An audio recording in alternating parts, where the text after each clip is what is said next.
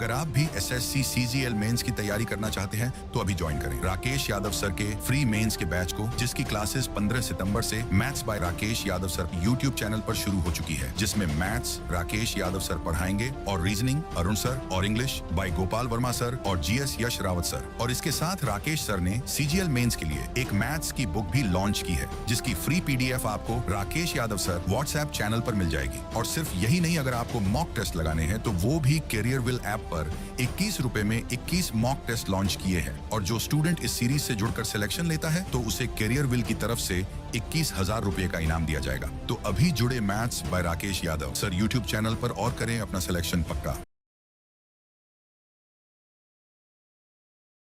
हाँ जी, जय हिंद, नमस्कार, गुड मॉर्निंग, सुप्रभात, राम राम। क्या हालचाल आप सभी के, कैसे हैं आप सभी? आशा करता हूँ आप सभी स्वस्थ होंगे, मस्त होंगे, बेहतरीन तरीके से अपनी तैयारी कर रहे होंगे। तो चलिए शुरुआत करते हैं भैया क्लास की। आज हम देखेंगे पॉलिटी के सेट नंबर 7 को। जी हाँ, 6 सेट हो चुके हैं, सेट नंबर 7 है। और जैसा कि मैंने आपसे कहा था, लास्ट वाली क्लास में भी बहुत प्यारे-प्यारे क्वेश्चंस हमने किए थे और आज वाली क्लास में हम और भी प्यारे-प्यारे क्वेश्चंस करने वाले हैं। देखिए, कुछ क्वेश्चंस आज आपको ऐसा अवश्य लगेंगे कि सर ये कैसे होंगे? इन्हें हम कैसे कर सकते हैं? देखिए, प्रैक्टिस का यही गेम होता है कि जब नए क्वेश्चंस आते हैं तो वहां से हम सीखते हैं। उसका मतलब ये नहीं होता है कि हमने वो चीजें पढ़ी नहीं है या हमारा सिलेबस छूट गया है, नहीं। प्रैक्टिस जब जब करोगे आप, नई चीजें आपको सीखने के लिए अवश्य ही मिलेंगी। वैसे ही कुछ नई चीजें एक तो सीखेंगे, दूसरी चीज फिर क्वेश्चंस को करना। तो हर क्लास में कुछ ना कुछ बेहतर होते जा रहा है, आपने देखा होगा, इस चीज को नोटिस किया होगा। आज आ जाइए जरा। प्रश्न बहुत ही प्यारे प्यारे हैं, देख रहे हो? जिस दिन फर्स्ट डे आप क्लास ले रहे थे, उस दिन में और आज में आपका डिफरेंस थोड़ा-सा नज़र आ रहा होगा। फर्स्ट डे मैंने बिल्कुल ही मॉडरेट क्वेश्चंस करवाए थे और आज जब हम क्वेश्चंस की बात करते हैं तो आइए ज़रा देखते हैं क्या कहता है। Consider the following statement. एक second. Consider the following statement with respect to the controller and auditor general of India. सबसे पहली बात तो ये कैग की बात कर रहा है, ये तो आप जानते ही हैं। और अगर कैग की बात करें तो कैग घोटाले पकड़ने वाला व्यक्ति है ना, कौन से आर्टिकल में आता है? तो कैग का जो ऑफिस है उसका गठन आर्टिकल नंबर 148 में आता है, संविधान के द्वारा किया जाता है। कैग को नियुक्त करता है भारत का राष्ट्रपति। फ्रेंड एंड फिलोसफर होता है पब्लिक अकाउंट कमेटी का। क्या कहा? जो पब्लिक अकाउंट कमेटी होती है पार्लियामेंट में, उसका गाइडर, फ्रेंड एंड फिलोसफर होता है, ठीक है ना? क्योंकि इसकी जो रिपोर्ट है, राष्ट्रपति उसे पार्लियामेंट में जब रखता है तो उसी को चेकआउट करती है पब्लिक अकाउंट कमेटी। घोटाले पकड़ने वाले व्यक्ति यही हो जाता है। अगर इसके अपॉइंटमेंट की बात की जाए तो राष्ट्रपति, और इसके रिमूवल की बात की जाए तो कैसे किया जाता है? भैया, कैग को जो रिमूव किया जाता है वो किया जाता है सेम एज जज ऑफ सुप्रीम कोर्ट। कैसे रिमूव किया जाता है? सेम एज जज ऑफ सुप्रीम कोर्ट। भैया, जैसे सुप्रीम कोर्ट के जज को हटाया जाता है, वैसे ही उन्हीं उसी प्रकार से जज ऑफ सुप्रीम कोर्ट, उसी प्रकार से भैया कैग को भी हटाया जाता है। उसी प्रकार से चीफ इलेक्शन कमिश्नर को भी हटाया जाता है। उसी प्रकार से हाई कोर्ट के जज को भी हटाया जाता है। तो अगर हम बात करें इसके स्टेटमेंट की, he shall he shall only be removed. ओहो, वही बात कर रहा है रिमूवल की। He shall only be remove from his office in like the manner on the grounds as the जज ऑफ सुप्रीम कोर्ट। बिल्कुल सही बात है भाई। सुप्रीम कोर्ट के जज की तरह इसको हटाया जा सकता है। पहला स्टेटमेंट एकदम परफेक्ट आंसर हो गया। नेक्स्ट है, he shall not be eligible for further office either under the government of India और under the government of state after he has ceased to hold his office. भैया, ये मान लीजिए कि जब ये ऑफिस का कार्यकाल पूरा कर लेता है, इसके बाद ना तो ये केंद्र सरकार में और ना ये राज्य सरकार में काम कर सकता है, अपनी सर्विस दे सकता है। ऐसा क्यों? ऐसा इसलिए, सबसे पहली बात तो जो कैग होता है वो कॉमन होता है केंद्र सरकार और राज्य सरकार के लिए। ऐसा नहीं है कि हर राज्य का अपना कैग है और केंद्र सरकार का अपना कैग है। जी नहीं, बिल्कुल भी नहीं। हाल-फिलहाल में चेंज हुए हैं। तो जो कैग है वो केंद्र सरकार, राज्य सरकार दोनों के लिए कॉमन होता है।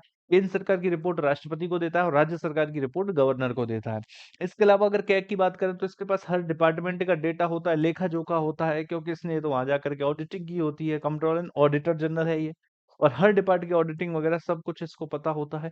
तो वहाँ सर्विस देगा तो फेयर सर्विस होगी या नहीं होगी, इसी को ध्यान में रखते हुए ये भैया गवर्नमेंट ऑफ इंडिया में काम नहीं कर सकता है आगे चल करके। तो ये वाला स्टेटमेंट भी एकदम सही है और राइट आंसर जो जाएगा वो कौन सा जाएगा? वो 1 एंड 2 जाएगा। भाई, बार बार कहता हूं तुमसे, बार बार समझाता हूं तुमको कि जब कभी भी स्टेटमेंट वाला क्वेश्चन आता है, हर क्वेश्चन तो स्टेटमेंट वाला नहीं आएगा, लेकिन जब कभी भी एक आधा क्वेश्चन कोई स्टेटमेंट वाला आता है उसको थोड़ा सा समय दे दिया करो, मतलब पढ़ते समय स्लो हो जाया करो उसको, ठीक है ना? फास्ट पढ़ो, समझ आता है तो ठीक है, वरना दोबारा जब उसको पढ़ते हो तो थोड़ा सा स्लो पढ़ो। जितना स्लो उसको पढ़ते हो आप, उतना जो है प्यार से महीन तरीके से आपको समझ में आता है। इतना भी स्लो नहीं पढ़ना, एक क्वेश्चन को करने में 5 मिनट लगा दी, वरना तो छोड़ो और आगे बढ़ो। जितना प्यार से पढ़ते हो उतना समझ आता है, मेरा कहने का मतलब ये था। नेक्स्ट देखिए अगला वाला। अगला वाला कहता है कि which of the following international human rights instruments has been signed by India but not yet rectified. निम्नलिखित में से कौन सा अंतरराष्ट्रीय मानवाधिकार उपकरण भारत द्वारा हस्ताक्षरित लेकिन अभी इसका पुष्टि नहीं हुई है।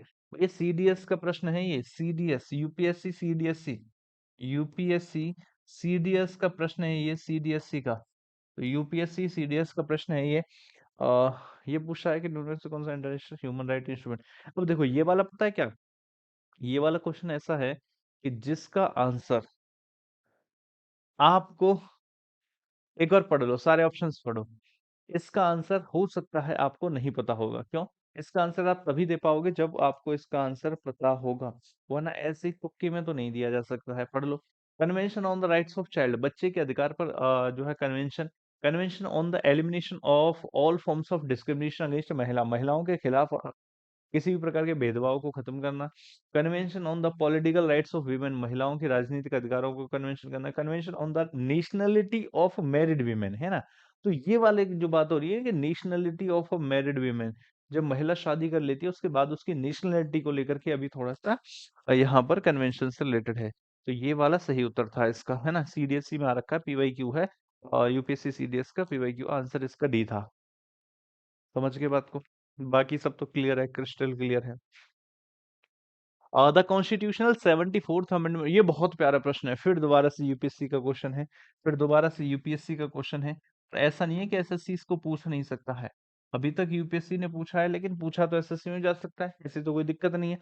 आपसे कह रहा है कि 74th अमेंडमेंट एक्ट से निम्न में से कहां पर चेंजेस हुआ था। अब देखना, आपको ऐसा पता है, आपको ऐसा पता है कि जो 74th अमेंडमेंट एक्ट था उससे क्या हुआ था भैया। 73rd वाला जो था, जो 73rd वाला था, उससे क्या ऐड किया गया था, पंचायती राज। 73rd वाले से मेरे भाई पंचायती राज को ऐड किया गया था। और 74th वाले से क्या किया गया था, नगर निगम यानी कि म्यूनिसिपैलिटीज। नगर निगम यानी कि म्यूनिसिपैलिटीज को ऐड किया गया था। बता दो फटाफट से, म्यूनिसिपैलिटीज। अब बता दो फटाफट से, क्वेश्चन का आंसर क्या जाने वाला है। क्वेश्चन बहुत प्यारा सा है। यह कह रहा है कि composition of the national development council, राष्ट्रीय विकास परिषद की संरचना करना इसका मकसद था, है ना, 74th अमेंडमेंट एक्ट का। या इससे ऐसा हुआ था। Structure of the planning commission of India, Bharat के योजना आयोग की संरचना की गई थी 74वें संविधान संशोधन अधिनियम से। Functions of the state finance commission, राज्य वित्त आयोग के कार्य जो है इससे रिलेटेड है। Functions of the Kaveri water authority, Kaveri जल प्राधिकरण के कार्य। अब सर हमें कुछ भी समझ नहीं आयो, काहे नहीं आए उस समझ में, क्योंकि हमने तो बहुत बार पढ़ा है, और आपने भी तो सिर्फ यही पढ़ाया था कि 73rd से पंचायती राज है और 74th से म्यूनिसिपैलिटीज है। बताओ आपने पढ़ाया था, ऐसा नहीं पढ़ाया था? मैं कहूंगा भाई बिल्कुल पढ़ाया था। तो फिर हम इसका आंसर कहाँ से करें, ये तो बिना पढ़ाए हुए में से आ गया। मेरे प्यारे बच्चों ऐसा नहीं है, बस उसने क्वेश्चन को घुमाने की कोशिश की है। कैसे, ध्यान से सुनिएगा जरा। देखिए हम बात करते हैं भारत सरकार की, तो ये हमारा भारत है। और ये हो गई भैया भारत सरकार, ये हमारा भारत हो गया। और ये हो गई भैया भारत सरकार। अगर हम भारत सरकार की बात करें, एक तो पूरे भारत की एक सरकार हो गई। दूसरी चीज क्या है कि हर राज्य में भी तो सरकार है, तो दूसरी चीज होती है राज्य सरकार। दूसरी चीज क्या होती है, राज्य सरकार। अब केंद्र सरकार भी टैक्स कलेक्ट करती है, राज्य सरकार भी टैक्स कलेक्ट करती है, लेकिन इन दोनों के बीच में डिवीजन ऑफ पावर तो है ही है, इसकी अपनी पावर, इसकी अपनी पावर है। बट होता क्या है, केंद्र सरकार के पास जब ज्यादा पैसा आ जाता है तो वो उसको डिस्ट्रीब्यूट कर देती है राज्यों के बीच में। उस चीज के लिए फाइनेंस कमीशन बनाती है कि ठीक है सर, वो तो फाइनेंस कमीशन बना देगी, तो केंद्र सरकार और राज्य सरकार के बीच में पैसे का डिवीजन वो कर देगा। लेकिन इसका म्यूनिसिपैलिटी से क्या लेना देना, मेरी बात सुनो। अब राज्य सरकार की बात करते हैं। अगर हम राज्य सरकार की यहाँ पर बात करें, तो ये राज्य सरकार ने क्या किया है, राज्य सरकार में ही तो लागू होता है पंचायती राज और म्यूनिसिपैलिटीज, है ना, नगर निगम और पंचायत। ये पंचायत क्या है, गांव में है, और ये म्युनिसिपैलिटीज क्या है, शहर में है। भैया गांव वाला जो रीजन होता है वहां पर पंचायती राज है, और जो शहर वाला रीजन है वहां पर म्युनिसिपैलिटीज है। तो मेरे भाइयों मेरे बहनों, ध्यान से सुनो जरा। जब गांव और शहर में लोकल लेवल पर पावर दी गई है, तो लोकल लेवल पर जब पावर दी जाएगी तो क्या करेगा? मान लीजिए आपके गांव में प्रधान है, वो क्या करता है? वो गलियां बनवाता है, नहीं कि जहां पर निकलने का रास्ता नहीं है तो वो रास्ता निकलवाना है, गलियों को बनवाना है, नालियों को बनवाना है, सूर्य लाइट लगवानी है, कच्चे मार्ग बनवाने हैं, पानी की व्यवस्था करनी है ना? ये सारे काम करता है, नहीं करता है? तो ये सारे कामों के लिए पैसा भी तो चाहिए। तो उसको पैसा चाहिए, मतलब राज्य सरकार और लोकल लेवल पर पैसे का डिवीजन भी तो होना है। लेकिन वो कब होगा? जब वहां पर पंचायती राज या म्युनिसिपैलिटीज लागू होंगे। तो नगर निगम लागू होगा, म्युनिसिपैलिटीज म्युनिसिपल कॉर्पोरेशन वगैरह बनेगी, तो वहां पर काम किया जाएगा। लेकिन उसको जब पैसा दिया जाएगा तो स्टेट फाइनेंस कमीशन से रिलेटेड है, तो functions of the state finance commission है ना, तो इसके फंक्शंस जब ऐड होंगे वही तो हो गया। तो इससे कितना घुमाया क्वेश्चन को। तो 74th अमेंडमेंट एक्ट क्या कहता है? Functions of the state finance commission वो बताएगा कि म्युनिसिपैलिटीज के आने की वजह से उसको कितना पैसा दिया जाना चाहिए डेवलपमेंट के लिए। कितना प्यारा प्रश्न था, बहुत अच्छा। ये बहुत अच्छा क्वेश्चन था, है ना? घुमाने वाला क्वेश्चन था, फिरकी ले रहा था क्वेश्चन, लेकिन आप इसकी फिरकी को समझ गए। देखो, ये होता है प्रैक्टिस का गेम, ठीक है ना? आपने पढ़ा था वही पढ़ा था, बिना प्रैक्टिस करे जाओगे, कह दोगे कि सर पढ़ाए हुए से बाहर आया, लेकिन वहीं प्रैक्टिस करके जाओगे तो इसको कर लोगे। तो ये सोच का गेम होता है थोड़ा सा, बस और कुछ नहीं है। आइए जरा अगले प्रश्न पर। अंडर विच ऑफ द अबे नालायको सुन लो जरा। अंडर बातें कर रहे हो, हैं बातें करो, चैटिंग वेटिंग बाद में कर लेना, इधर सुन लो थोड़ा सा। विच of the following conditions can citizenship be provided in India? Bharat में सिटीजनशिप जो नागरिकता है वो कैसे प्रोवाइड की जा सकती है? देखिए, सबसे पहली बात तो नागरिकता से संबंधित जो प्रोविजंस हैं वो पार्ट नंबर 2 में है। ये तो आप सब लोग जानते हैं। और पार्ट 2 में है तो इसका मतलब क्या है? आर्टिकल नंबर 5 से लेकर के 11 तक है, क्योंकि पार्ट 2 तो इसी से रिलेटेड है। जी हाँ, बिल्कुल, ये भी आप जानते हैं। अब मैं आपसे ये कहता हूँ कि नागरिकता से संबंधित कानून कौन बनाता है? तो आप मुझसे कहते हो कि सर नागरिकता से संबंधित कानून तो संसद बनाती है। मैंने कहा अच्छा बताना जरा, नागरिकता से संबंधित फिर सिटीजनशिप एक्ट, नागरिकता अधिनियम संसद ने कब बनाया था? आपने कहा कि सर संसद के द्वारा जो नागरिकता अधिनियम था, जो सिटीजनशिप एक्ट था, उसे पारित किया गया था 1955 में। मैंने भी कहा बिल्कुल सही कहा, 1955 में ही पारित किया गया था, जिसके तहत ये बताया गया था कि भैया आप 5 प्रकार से नागरिकता प्राप्त कर सकते हो और 3 प्रकार से नागरिकता छोड़ सकते हो। 5 प्रकार कौन से हैं प्राप्त करने के? बाय बर्थ, आपका जन्म यहाँ हुआ हो। बाय डिसेंट, आपका जन्म देश के बाहर हुआ हो लेकिन आपके या माता-पिता में से कोई एक इंडियन हो। बाय रजिस्ट्रेशन, जिसका भारत से कोई कनेक्शन हो, या ओवरसीज सिटीजन ऑफ इंडिया हो, या भारत में शादी वगैरह कर लेगा तो उसे 7 साल तक भारत में रहना पड़ेगा, नागरिकता मिल जाएगी। बाय नेचुरलाइजेशन, 12 साल तक भारत में रहेगा तो किसी व्यक्ति को नागरिकता मिल जाएगी। बाय इनकॉर्पोरेशन ऑफ टेरिटरी, अगर कोई नया क्षेत्र भारत में ऐड किया जाता है तो उस क्षेत्र में रहने वाले लोगों को नागरिकता दे दी जाएगी। एक होता है पार्लियामेंट के पास स्पेशल पावर। पार्लियामेंट चाहे तो किसी भी पर्सन को जिसका एक्स्ट्रा ऑर्डिनरी परफॉर्मेंस है उसे नागरिकता दे सकती है। छोड़ने के तरीके by renunciation, by deprivation and by termination. Renunciation का मतलब होता है स्वैच्छिक त्याग, अपनी इच्छा से मैंने त्याग दी तो इसे बोलेंगे रेनुन्सिएशन। दूसरा होता है टर्मिनेशन, है ना? टर्मिनेशन, टर्मिनेट कर देना, बर्खास्त कर देना। जैसे आपने भारत का नागरिक होते हुए दूसरे देश की नागरिकता ले ली, लेकिन भारत तो कहता है हमारी मतलब हमारी। तो अगर भारत का नागरिक होते हुए आपने दूसरे देश की नागरिकता ले ली तो भारत कहेगा अब आप उसी देश के लिए नागरिक बने रहो। तो जो हमारा वो सिर्फ हमारा, अगर हुआ वो किसी और का तो फिर वो हमारा नहीं। ये टर्मिनेशन का था।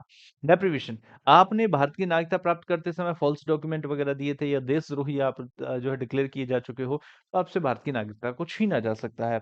और तो ये 3 तरीके हो गए भारत की नागरिकता छोड़ने के। अब ये प्राप्त करने की बातें कर रहा है तो देख लेते हैं। One should be born in India, तो अगर भारत में आपका जन्म हुआ है तो बिल्कुल जन्म के आधार पर मिल सकती है। इसका मतलब ये वाला तो सही है।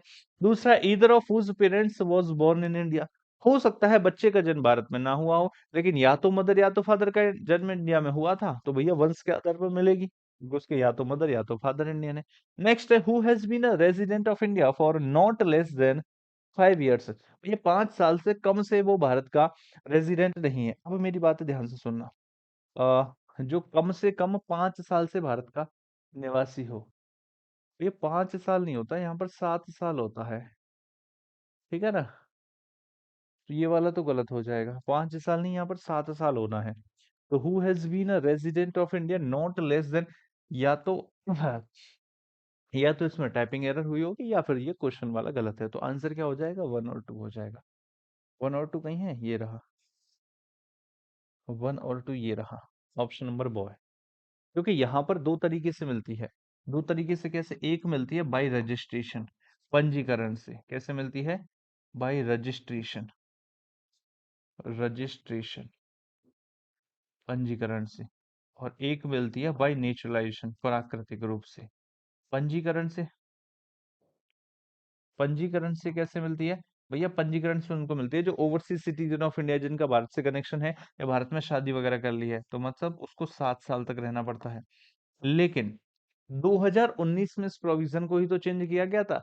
जो सीएए था, जो चल रहा था, CNRC, CA constitution citizenship amendment act, जिसमें ये कहा गया था कि पाकिस्तान, अफगानिस्तान और बांग्लादेश से 2014 से पहले आने वाले लोगों को नागरिकता दे दी जाएगी, है ना? तो 2019 में ये कहा गया था। इसका मतलब 7 की बजाय 5 साल कर दिया गया था। अच्छा, बाई नेशनलाइजेशन की बात करें तो इसमें भैया आपको 12 साल रहना पड़ता है।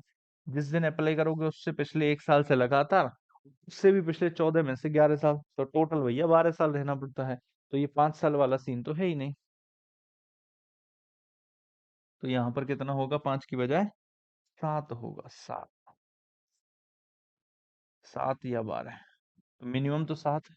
मिनिमम कहेगा तो मिनिमम में 7 है। बाकी फिर इसने इनिशियलाइजेशन वगैरह कुछ लिखा नहीं, तो आंसर क्या हो गया? बॉय हो गया। नेक्स्ट देखो अगला वाला। अगला क्या कहता है? Which one of the following is a human right? निम्न में से कौन सा ह्यूमन राइट है as well as fundamental right, जो कि ह्यूमन राइट भी है और as well as fundamental right भी है? भैया ये है बा right to information, fundamental right है। राइट टू, अरे शिक्षा का अधिकार है ना, फंडामेंटल ड्यूटी भी है, फंडामेंटल राइट भी है। जो शिक्षा का अधिकार है ये फंडामेंटल ड्यूटी भी है और फंडामेंटल राइट भी है। तो ह्यूमन राइट भी है और आपका जो है फंडामेंटल राइट भी है। ठीक है ना? तो आंसर क्या हो गया? शिक्षा का अधिकार, राइट टू हाउसिंग और राइट टू वर्क। तो आंसर क्या हो गया? बॉय हो गया, है ना? राइट टू हाउसिंग, घर प्राप्त करना, प्रॉपर्टी। ये तो वैसे भी 300 ए में जा चुका है। Not a fundamental right. कौन सा प्रश्न है? प्रश्न संख्या 6, पांचवा हो गया। हाँ, पांचवा हो गया। प्रश्न संख्या हो गई भैया आपकी 6। क्या कह रहा है देखना जरा। Consider the following statements.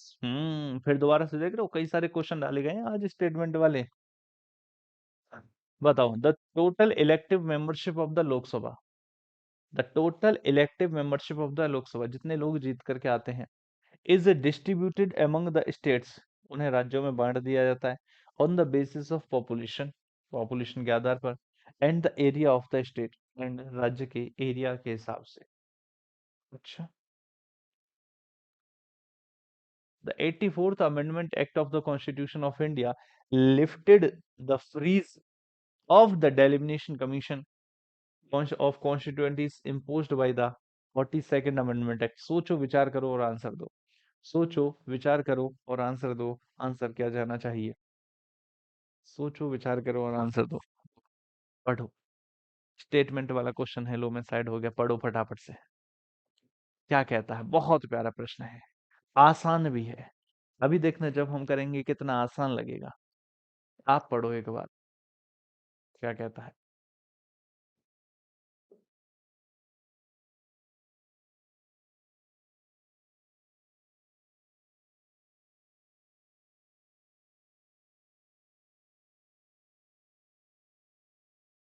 पढ़ लिया? अब आ जाओ, ध्यान से सुनो। सिंपल सा है या नहीं? देखो, अब आपका आंसर जो भी आया वो दोबारा से पढ़ते हैं। The total elective membership of the Lok Sabha. तो ये इलेक्टिव मेंबरशिप प्रीवियस ईयर का रहा होगा। पहले तो लोकसभा में इलेक्टेड लोग भी होते थे, नॉमिनेटेड भी होते थे, है ना? 2 एंग्लो इंडियंस को नॉमिनेट भी किया जाता था, लेकिन अब वो खत्म हो चुका है 2019। मैं कह रहा हूँ कि जो इलेक्टेड मेंबर्स होते हैं, उन सीटों को कैसे डिवाइड किया जाता है? भैया जैसे मान लीजिए यूपी है, जैसे मान लीजिए यूपी है, तो यूपी में जितनी पॉपुलेशन है और यूपी का जितना एरिया है, उस हिसाब से यूपी की जितनी पॉपुलेशन है और जितना भी एरिया है, उसी हिसाब से तो यहाँ पर सीट आएंगी। कॉन्स्टिट्यूएंटीज कॉन्स्टि कॉन्स्टिट्यूएंसीज कैसे बनाई जाती हैं? भैया कॉन्स्टिट्यूएंसीज ऐसे बनाई जाती हैं, जैसे मुझे कहना है कि 50,000 या 1 लाख लोग मिलकर के एक सांसद को चुनेंगे। तो हो सकता है किसी एरिया में, एरिया के ऊपर डिपेंड करेगा, किसी एरिया में 1 लाख लोग इतने एरिया में रहते होंगे, वहीं पर जैसे जम्मू कश्मीर लद्दाख वाले रीजन में और बड़ी बड़ी कॉन्स्टिट्यूएंसीज होंगी। इसके अलावा अगर हम बात करें दिल्ली में जो कॉन्स्टिट्यूएंसी होंगी वो छोटी होंगी। चांदनी चौक बहुत ही छोटी सी कॉन्स्टिट्यूएंसी है। क्यों? क्योंकि वहां पर छोटे से एरिया में ही लाख लोग रहते होंगे। गांव में लाख लोग बड़े एरिया में रहते हैं। तो मेरे प्यारे बच्चों, यहाँ पर पॉपुलेशन और एरिया दोनों ही डिपेंड करते हैं। उसी हिसाब से इन कॉन्स्टिट्यूएंसीज को बनाया जाता है और ऐसे ही करके पूरे भारत को इन पार्ट्स में डिवाइड कर रखा है। तो बिल्कुल सही बात है पहला वाला स्टेटमेंट। तो दूसरा वाला देखो, दूसरा वाला कहता है कि जो 84वां संविधान संशोधन अधिनियम था, देखो अब भारत की पॉपुलेशन जिस हिसाब से बढ़ती है उसी हिसाब से लोकसभा की सीटों को डिसाइड किया जाता है। तो 1971 के सर्वे के तहत 1976 में भारत की सीटों को 550 प्लस दो, 550 प्लस दो। अब इलेक्शन के माध्यम से तो जनसंख्या के माध्यम से तो 550 ही आती हैं, है ना? ये दो क्या थे? दो एंग्लो इंडियन थे। इन्हें तो नॉमिनेट किया जाता था, तो इनको तो पॉपुलेशन के आधार पर है ही नहीं, इसको तो हटाते हैं। तो ये जो 550 सीटें हैं, इन्हें फिक्स किया गया था कि भैया फिलहाल के लिए ये फिक्स हैं और इन्हें 2002 तक के लिए फिक्स कर दिया गया था। लेकिन जब 84वां संविधान संशोधन अधिनियम होता है, इस 84वें संविधान संशोधन अधिनियम ने इन सीटों को फिर दोबारा से फिक्स कर दिया 2026 तक के लिए। कब तक के लिए? 2026 तक के लिए। तो अभी तक लोकसभा की जो सीटें हैं 2026 तक के लिए फ्रीज हैं। 2026 के बाद उन्हें कम ज्यादा किया जा सकता है। तो आंसर क्या हो गया? आंसर हो गया दूसरा भी सही है। तो आंसर हो गया आपका both one and two. Answer क्या हो गया? बोथ वन एंड टू आपका सही उत्तर हो चुका है। बोथ वन एंड टू आपका सही उत्तर हो चुका है। क्लियर है? चलिए भाई, बहुत बढ़िया, बहुत प्यारा प्रश्न था, अच्छा लगा जान करके। नेक्स्ट है who among the following Indian prime minister resigned before facing a vote of no confidence in the Lok Sabha. देखिए, जब लगता है कि मेजोरिटी पार्टी के लोग ही पार्टी को सपोर्ट नहीं कर रहे हैं, तो वहां पर नो कॉन्फिडेंस मोशन लाया जा सकता है पार्टी के बहुमत को चेक करने के लिए। तो आपसे कह रहा है कि कौन से प्रधानमंत्री थे जिनके खिलाफ नो कॉन्फिडेंस मोशन आने से पहले ही उन्होंने रिजाइन कर दिया? तो भैया ये तो चौधरी चरण सिंह थे। ये कौन थे? ये थे आपके चौधरी चरण सिंह। ऑप्शन कौन सा होगा? ऑप्शन की बात करें तो प्यारे साथियों, प्यारे बच्चों, ऑप्शन हो गया सी। प्यारे साथियों, प्यारे बच्चों, ऑप्शन हो गया सी, चौधरी चरण सिंह। कौन सा हो गया? चौधरी चरण सिंह। नेक्स्ट देखो, for which one of the following judgement, for which one of the following judgement of the supreme court of India the Kesavananda Bharati was versus state of India case is considered a landmark case? भैया 13 जजेस की bench बैठी थी इस case में। 13 जजेस की bench बैठी थी इस केस में। तो केशवानंद भारती केस 24 अप्रैल 1973। क्या कहा? कब आया था इसका जजमेंट? इसका जजमेंट मेरे प्यारे साथियों आया था 24 अप्रैल 1973। क्या हुआ था इसमें? सबसे जरूरी ये कहा गया था, ये कहा गया था कि preamble is a integral part of Indian constitution. और बेसिक स्ट्रक्चर की थ्योरी को यहाँ पर दिया गया था कि preamble is a integral part of Indian constitution. ये कहा गया था कि प्रियम्बल जो प्रस्तावना है वो संविधान का अभिन्न अंग है और इसके बेसिक स्ट्रक्चर को चेंज नहीं किया जा सकता। संविधान के बेसिक स्ट्रक्चर को चेंज नहीं किया जा सकता है। तो the religion can not be mobilised for political ends, इसको छोड़ो। Abolishing untouchability from the country, अबे भाई ये आर्टिकल 17 में है। The basic structure of the constitution as defined in the preamble can not be changed. बिल्कुल सही कहा गया था। जब पूछा गया था कि प्रियम्बल पार्ट है, इन्होंने कहा था हाँ है और इंटीग्रल पार्ट है, आप इसे हटा नहीं सकते। फिर कहा था अमेंडमेंट कर सकते हैं, तो कहा गया था कि अमेंडमेंट कर सकते हो बट इसके बेसिक स्ट्रक्चर को चेंज नहीं कर सकते। तो मूल संरचना की थ्योरी ही सुप्रीम कोर्ट ने इसी केस में दी थी। यही वाला जरूरी है। Right to life and liberty can not be suspended under the any circumstances.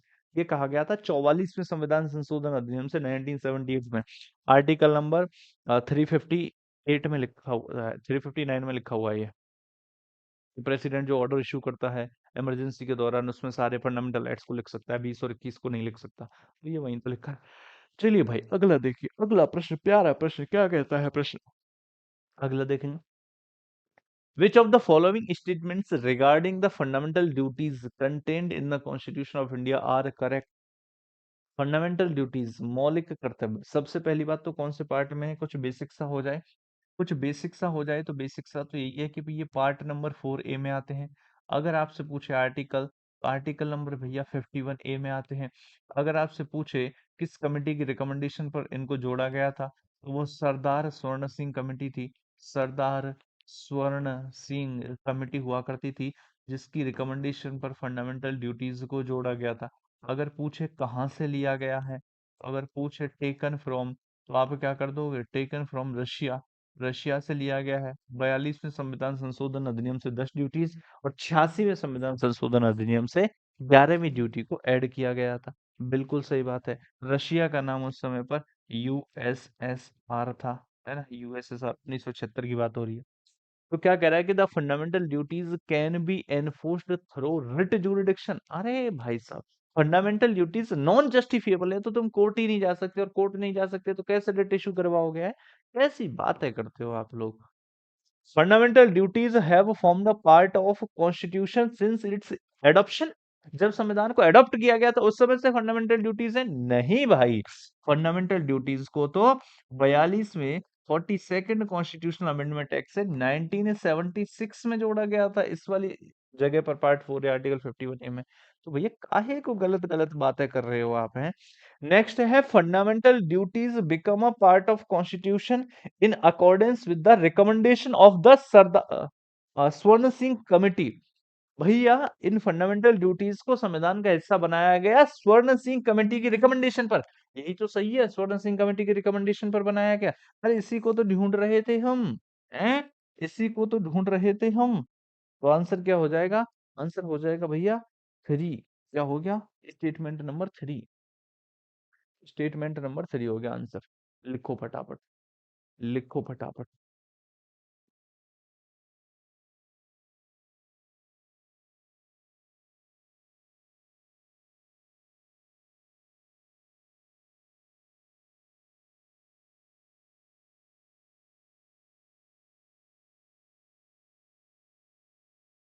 चले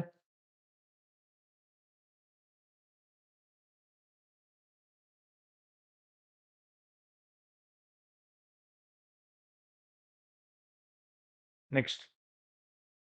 अच्छा, इसमें तो ये वाले ऑप्शन थे 1 2 2 3 2 4 3 4। फोर्थ वाला स्टेटमेंट तो इसमें है नहीं।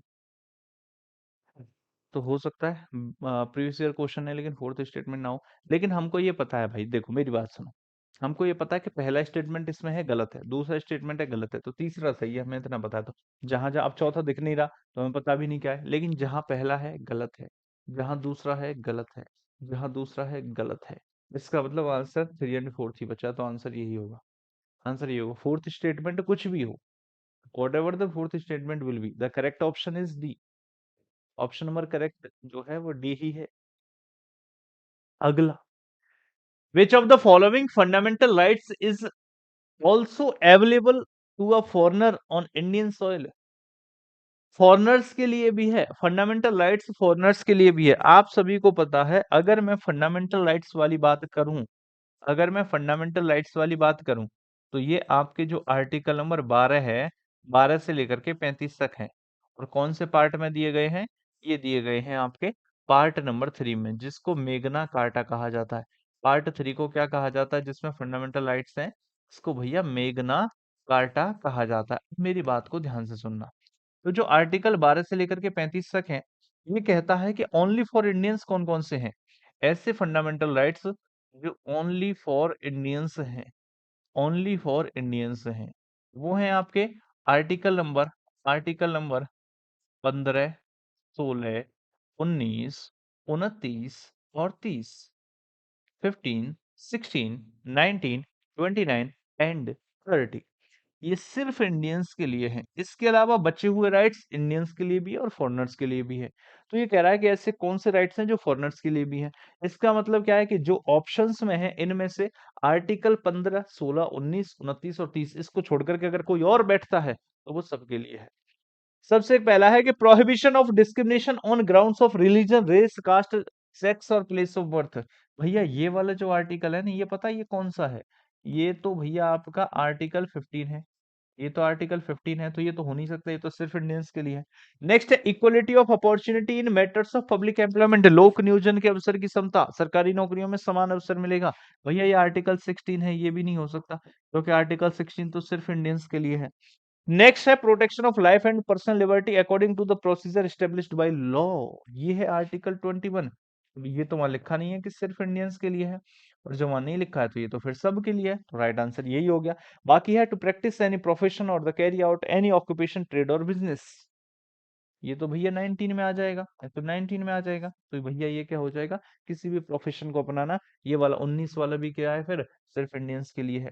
तो यहाँ पर जो सही उत्तर आपका जाएगा वो जाएगा सी, क्योंकि ये क्या है, ये इंडियंस के लिए भी है और आपका जो है फॉरेनर्स के लिए भी है। और इसमें जो ये पर्सनल लिबर्टी है ना, इसी पर्सनल लिबर्टी के अंतर्गत माना जाता है राइट टू प्राइवेसी को। तो right to privacy also comes under the article 21। Right to marry a person of your choice, अपनी मनपसंद व्यक्ति से शादी करने का अधिकार भी किसमें है, ऑप्शन नंबर भैया सी में ही है। समझिए बात को।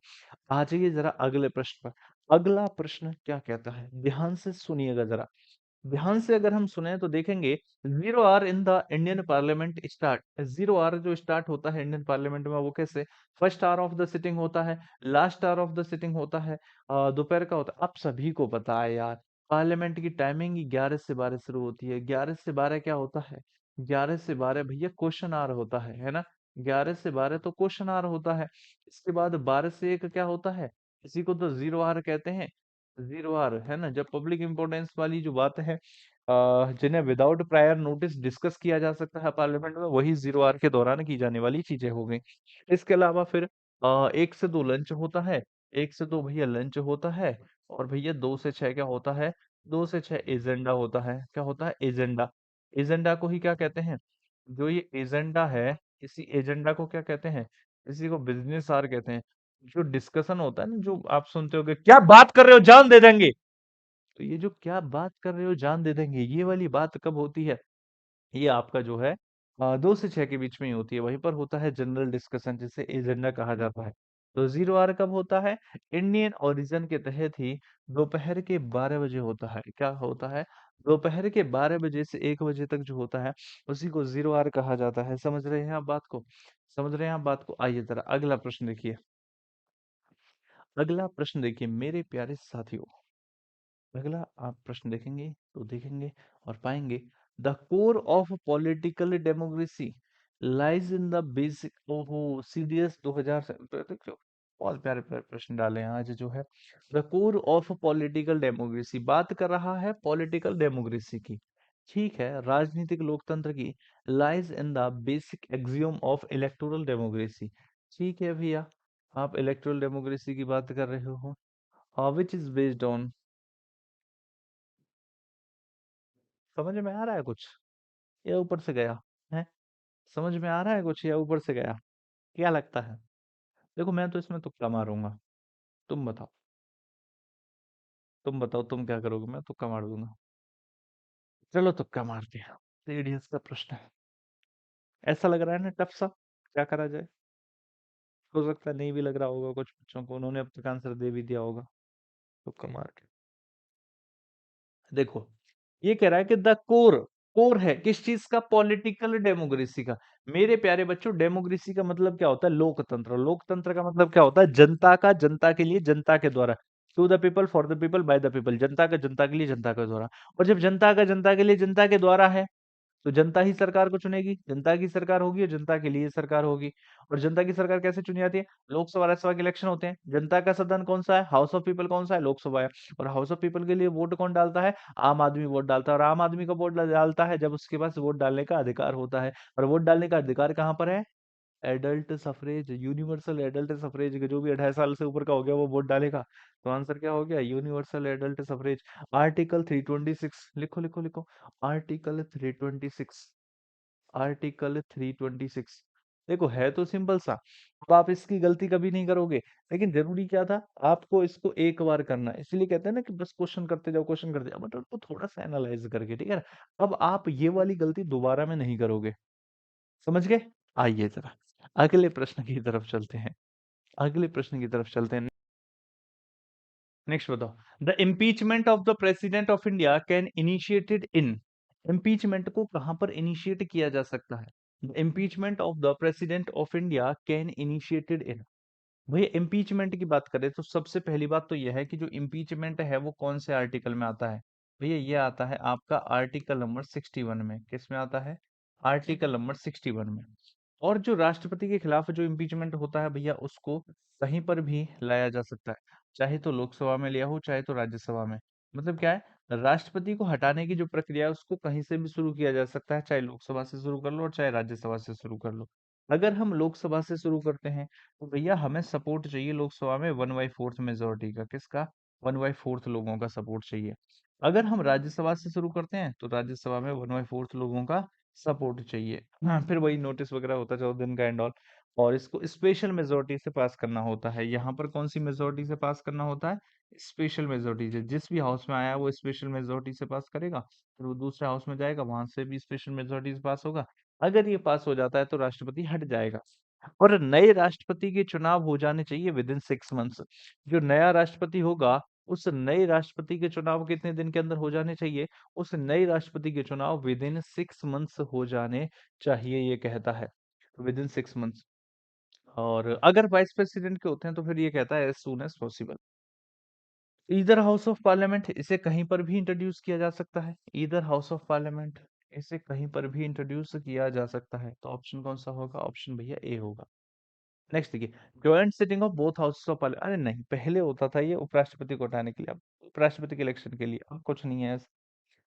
जॉइंट सिटिंग सबसे पहले। अच्छा, जॉइंट सिटिंग की अगर बात करें कि जॉइंट सिटिंग कौन से आर्टिकल में है, तो जो जॉइंट सिटिंग है वो कौन से आर्टिकल में है? भैया जॉइंट सिटिंग है आपका आर्टिकल नंबर कौन से में? 108 में। जो जॉइंट सिटिंग है वो है आपका आर्टिकल नंबर 108 में। नेक्स्ट देखिए, लोग ये तो खैर छोड़िए, देखना ही क्या है। तो ये जॉइंट सिटिंग है। अच्छा, जॉइंट सिटिंग का अध्यक्ष कौन होता है ये भी आपसे पूछ लेता है। तो मेरे प्यारे साथियों, जॉइंट सिटिंग का जो अध्यक्ष होता है वो होता है स्पीकर। कौन होता है? स्पीकर। तो जॉइंट सिटिंग का जो अध्यक्ष होता है वो कौन होता है? स्पीकर होता है। प्यारे बच्चों, समझ गए आप बात को? ये है क्लियर कहानी। नेक्स्ट देखिए, अगला।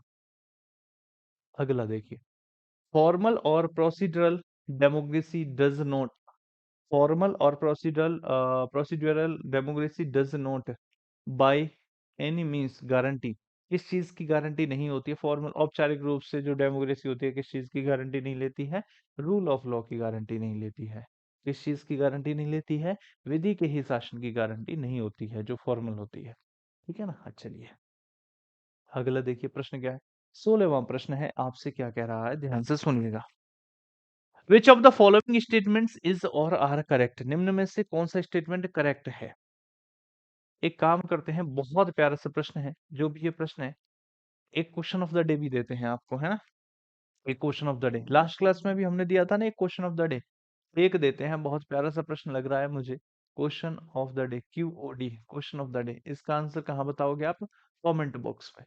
इसका आंसर, क्योंकि कुछ इंडल्ज तो रहा करो आप। इसका आंसर कहाँ दोगे आप? कमेंट बॉक्स में। मैं आपको समझा देता हूँ क्वेश्चन क्या कहना चाहता है।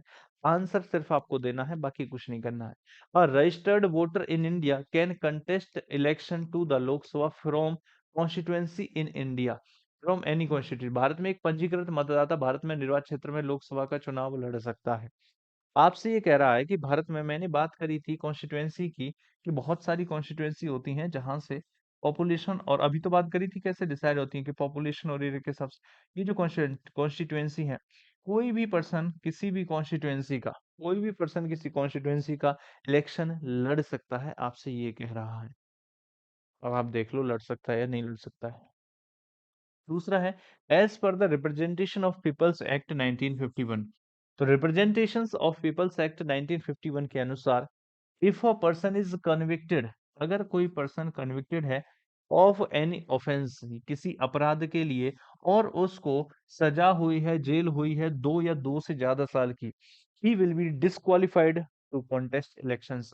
अगर किसी भी व्यक्ति को, ये कहना चाहता है कि किसी भी व्यक्ति को 2 या 2 से ज्यादा साल की जेल हुई है, तो वो इलेक्शन लड़ने के लिए डिस्क्वालिफाइड है, वो इलेक्शन नहीं लड़ सकती। 2 स्टेटमेंट दिए हैं। पहला वाला कि आप किसी भी कॉन्स्टिट्यूएंसी के सदस्य हो तो आप इलेक्शन लड़ सकते हो किसी भी कॉन्स्टिट्यूएंसी से। दूसरी चीज़ ये है कि भैया किसी को अगर 2 साल की या 2 से ज़्यादा साल की जेल हो गई है, तो वो आपका इलेक्शन नहीं लड़ सकता है। अब आप ये देख लो इन दोनों में से कौन-सा स्टेटमेंट सही है, या तो 1 सही है, या तो 2 सही है, या तो दोनों सही हैं, या दोनों गलत हैं। और इसका आंसर आप कमेंट बॉक्स में बताना और ऐसे करके बताना कि 16 का आंसर सर ये है ना? और चाहो तो रीज़न भी आप एक्सप्लेन कर सकते हो 2 मिनट का समय लगा करके। नेक्स्ट देखिए प्यारे बच्चों, अगला है why is political power sharing through different levels of government desirable in a democracy? देखो, केंद्र सरकार होती है, राज्य सरकार होती है, लोकल गवर्नमेंट होती है। क्या कहा? केंद्र सरकार होती है, राज्य सरकार होती है और लोकल गवर्नमेंट होती है। आपसे कह रहा है कि ये डिफरेंट लेवल्स ऑफ गवर्नमेंट है। क्या कह रहा है कि ये जो डिफरेंट लेवल्स ऑफ गवर्नमेंट है, यहाँ पर शेयरिंग ऑफ पावर है। ऐसा क्यों जरूरी है? आपका डेमोक्रेसी में, लोकतंत्र में है। It helps to reduce the possibility of conflict between the various social groups. बिल्कुल सही कहा। इससे क्या है कि कॉन्फ्लिक्ट होने की जो संभावना है वो खत्म हो जाती है। नेक्स्ट कह रहा है it decreases the possibility of arbitrary decisions making. मनमानी शक्तियों को लागू करने का जो तरीका है इससे कम हो जाता है।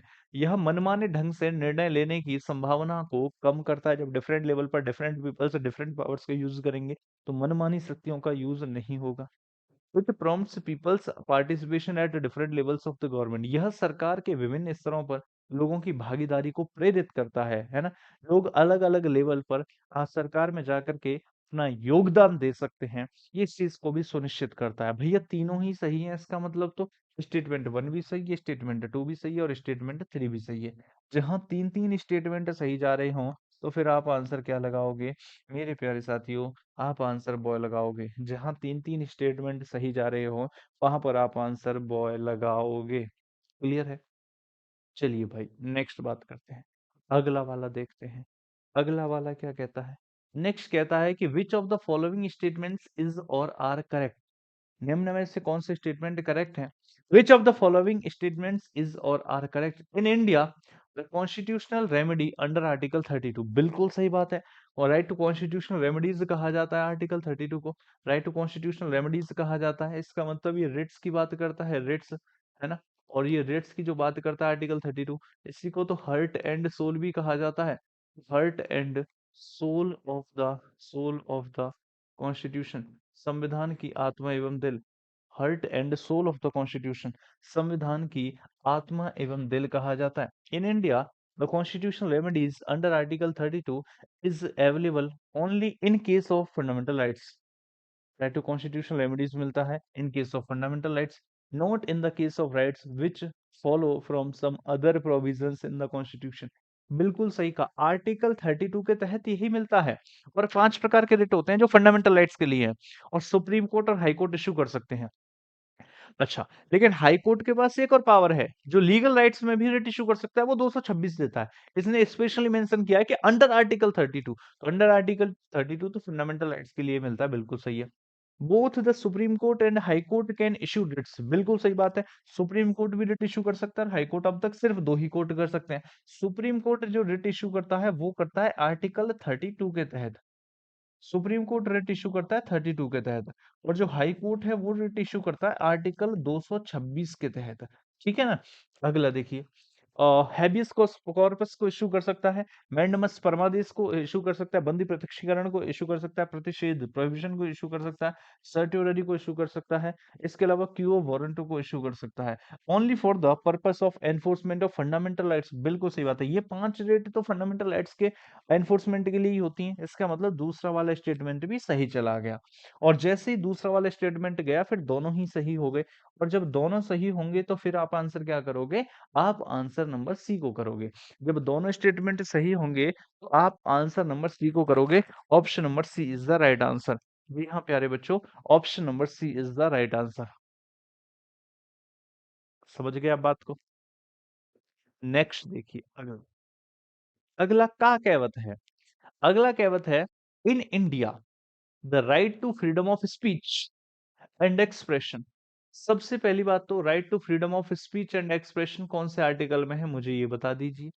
Right to freedom of speech and expression है आर्टिकल नंबर 19 के क्लॉज नंबर 1 में। क्या है? Right to freedom of speech and expression जो है वो है आर्टिकल नंबर 19 के क्लॉज नंबर 1 में। बताओ फटाफट से इसके बारे में क्या बात कर रहा है ये, बताओ फटाफट से, पढ़ो, पढ़ो, पढ़ो। The sovereignty and integrity of India, कि अगर फ्रीडम ऑफ स्पीच रेस्ट्रिक्टेड है, अगर फ्रीडम ऑफ स्पीच सोवर्निटी और इंटीग्रिटी ऑफ इंडिया का उल्लंघन करेगा तो ऐसा नहीं हो सकता है। तो भैया इस एरिया में इसकी पावर नहीं चलती है, इसकी नहीं चलती है कि आप सोवर्निटी और इंटीग्रिटी को खत्म करने के लिए बोलते रहो। तो यहाँ रेस्ट्रिक्टेड है, इसका मतलब ये वाला तो होगा। नेक्स्ट है कंटेम्प्ट ऑफ कोर्ट, न्यायालय की अवहेलना थोड़ी करोगे यार इस freedom of speech and expression से, ये भी सही है। Friendly relation with foreign states, हमें फॉरेन स्टेट्स के साथ फ्रेंडली रिलेशंस बनाने हैं, तो ये थोड़ी ना भर भर के गालियां देना शुरू कर दो, ये भी सही है। प्रोटेक्शन ऑफ माइनॉरिटीज है, माइनॉरिटीज की बात कहाँ से आ गई यहाँ पे? उसके लिए तो आर्टिकल्स हैं, प्रोटेक्शन ऑफ माइनॉरिटीज के लिए तो अपने आप में आर्टिकल्स हैं, article 29 and article 30, article 29 and article 30 protection of minorities के लिए। तो आंसर क्या कर दो, 1 2 3 कर दो, तड़तड़ा के, तड़तड़ा के आंसर क्या कर दो, 1 2 3 कर दो। आ जाओ अगला देखो। अगला प्रश्न क्या कहता है आपसे, अगला प्रश्न क्या कहता है आपसे। Which of the following statements with regard to the interstate council, interstate council, कौन सा सही है? It was established under the provisions of constitution, नहीं नहीं नहीं नहीं नहीं। The council is recommended recommendatory body, बिल्कुल सही है। There is a standing committee of the council under the chairmanship of the prime minister of the India to proceed matters of the constitution of the council। बहुत प्यारा प्रश्न है, ये बहुत प्यारा प्रश्न है। इसका आंसर जाएगा 1 and 2, ठीक है ना? क्या जाएगा इसका आंसर? 1 and 2 जाएगा। तो पढ़ना आप इसको इंटर स्टेट को, क्योंकि बहुत बड़ा टॉपिक है, अभी पढ़ाने में आ जाएगा बहुत ज्यादा समय, तब तक हमारा समय समाप्ति की घोषणा कर देगा। फिलहाल इसका आंसर जो 1 and 2 ही जाएगा।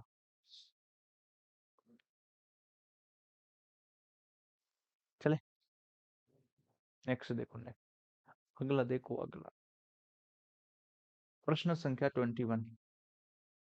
The functions of pro tem speaker, pro tem speaker के फंक्शंस क्या क्या होते हैं ये बता दीजिए।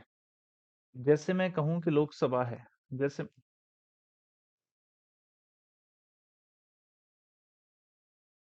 जैसे मैं ये कहूं कि लोकसभा है और ये राज्यसभा है, तो जब नई नई लोकसभा चुन करके आती है, इसमें तो भैया राज्यसभा में तो जो वाइस प्रेसिडेंट है वो बैठा ही रहता है ना? तो वहां तो हर 2 साल में मेंबर्स जो है नए आते रहते हैं। तो यहाँ पर क्या है कि जब नई लोकसभा चुन के आती है तो वो सारे लोग एक साथ आते हैं, ऐसा नहीं है कि 1/3 ही आए। जब सारे लोग एक साथ आते हैं तो इसमें से अध्यक्ष किसको बनाया जाए? अध्यक्ष तो वही बनेगा जो जीतेगा। तो जब अध्यक्ष मतलब स्पीकर, स्पीकर कौन बनेगा? स्पीकर तो भैया वही बनेगा जो जीतेगा। तो जब तक स्पीकर नहीं बनता तब तक इन्हीं में से एक व्यक्ति को प्रोटेम स्पीकर बनाया जाता है, प्रोटेम स्पीकर। अब ये प्रोटेम स्पीकर कौन होता है या फिर किससे बनाया जाता है? तो मेरे प्यारे बच्चों, जो राष्ट्रपति है वो क्या करता है कि लोकसभा में जितने भी सदस्य हैं इनमें से जो सीनियर मोस्ट मेंबर है, क्या कहा? लोकसभा में जितने भी सदस्य हैं इनमें से जो सीनियर मोस्ट मेंबर है उस सदस्य को प्रोटेम स्पीकर के रूप में नियुक्त कर देता है। प्रोटेम स्पीकर का काम होता है जब तक कि परमानेंट स्पीकर नहीं आ जाता तब तक उसकी कुर्सी पर बैठ करके उसके कार्यभार को संभालना। इसके अलावा बाकी सभी लोकसभा के सदस्यों को शपथ दिलाना। इसको तो राष्ट्रपति शपथ दिला देगा, लेकिन बाकी सभी लोगों को शपथ दिलाना और जब तक परमानेंट स्पीकर नहीं आता उसकी कुर्सी पर बैठे रहना, उसके चुनाव को सुनिश्चित करवाना इसका काम होता है। तो देखिए, यही पूछा है the functions of pro tem speaker क्या है? Conduct the proceedings of house in the absence of speaker. अरे देखो, आपको मैं रियलिटी बताता हूँ।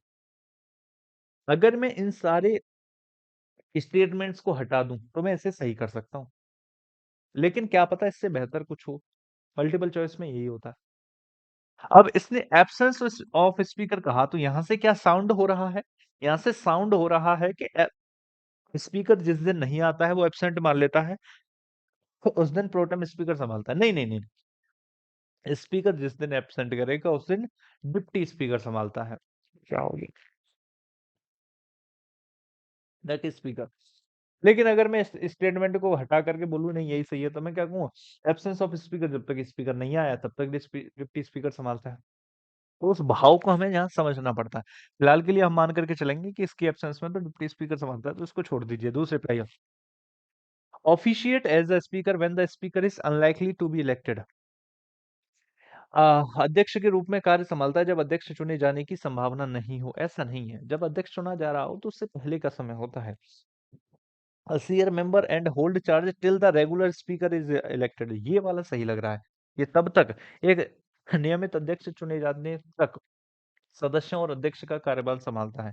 ये सही लग रहा है यार, है ना? जब तक एक नियमित स्पीकर नहीं चुना जाता तब तक कार्यभार स्पीकर के रूप में कौन संभालता है? प्रोटेम स्पीकर, है ना? सदस्यों के चुनाव प्रमाण पत्र की प्रामाणिकता की जांच करता है। नहीं, ऐसा नहीं। ऑप्शन नंबर सी सबसे बेहतर लग रहा है। ऑप्शन नंबर सी जो है ना वो सबसे बेहतर लग रहा है, इसीलिए हम आंसर किसको करेंगे? ऑप्शन नंबर भैया आपका सी को करेंगे। नेक्स्ट देखिए, अगला वाला प्रश्न क्या कह रहा है? If the prime minister is a member of Rajya Sabha. हो, if the prime minister is a member of Rajya Sabha तो क्या होगा? बताओ फटाफट से, कौन बताएगा? बहुत प्यारा सा है, सिंपल सा यार। मैंने आपको सब बता रखा है क्या, कि जो प्राइम मिनिस्टर है वो लोकसभा से भी हो सकते हैं, प्राइम मिनिस्टर राज्यसभा से भी हो सकते हैं, है ना? अरे जिस हाउस से होंगे वोट उस हाउस में डालेंगे, बाकी प्रधानमंत्री तो दोनों हाउसों को संबोधित कर सकता है। तो निकालो, निकालो, निकालो, निकालो, निकालो, आंसर क्या होना है इसका? आंसर निकालो फिर इसका क्या होगा?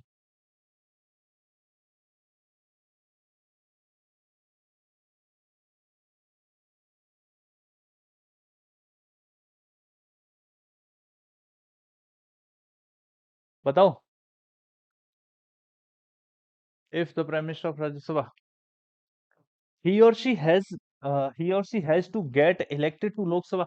यार प्राइम मिनिस्टर, मैंने कहा लोकसभा राज्यसभा कहीं से भी रह सकता है, तो किसने कहा कि 6 महीने के अंदर इसको लोकसभा से आना होगा?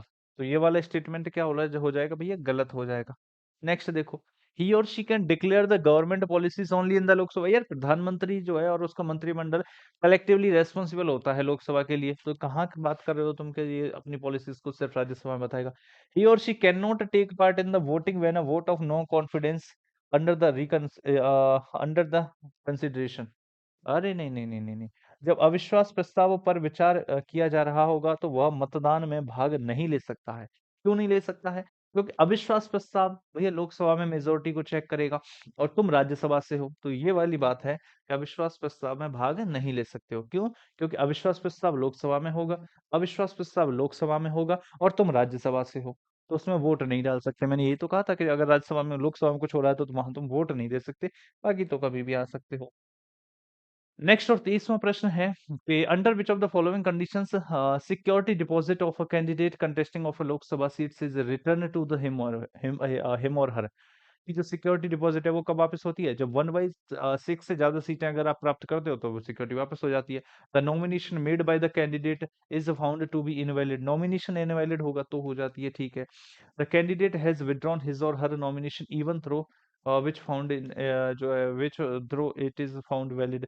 उम्मीदवार अपना नामांकन वापस लेता है तो हो जाती है। The candidate lost the polls but secured 1/6 seat, तो 1/6 सीट अगर सिक्योर करता है तो भी हो जाती है। तो इसका मतलब तो answer all of the above हो जाएगा। इसका मतलब तो answer all of the above हो जाएगा, इसमें तो कोई दिक्कत वाली बात आनी ही नहीं है। कितने प्रश्न हो गए भैया? 23 प्रश्न हो गए। अच्छा, 2 प्रश्न कम थे, कोई बात नहीं, 23 थे आज की क्लास में। तो कैसे लगे आज के प्रश्न? जबरदस्त जिंदाबाद थे या नहीं? बताना कमेंट बॉक्स में। और जो आपको क्वेश्चन ऑफ द डे दिया है उसका आंसर भी करना कमेंट बॉक्स में। ऐसे ही बेहतरीन प्रश्नों के साथ अगला सेक्शन लेकर के हम कल प्रस्तुत होंगे। आज के लिए इतना ही रखते हैं। आप सभी यूं ही हंसते रहें, मुस्कुराते रहें, पढ़ाई करते रहें, अपने लक्ष्य के प्रति ईमानदार रहें और लर्निंग की हैबिट को हमेशा जीवन में बनाए रखें। नमस्कार। जय हिंद, जय भारत।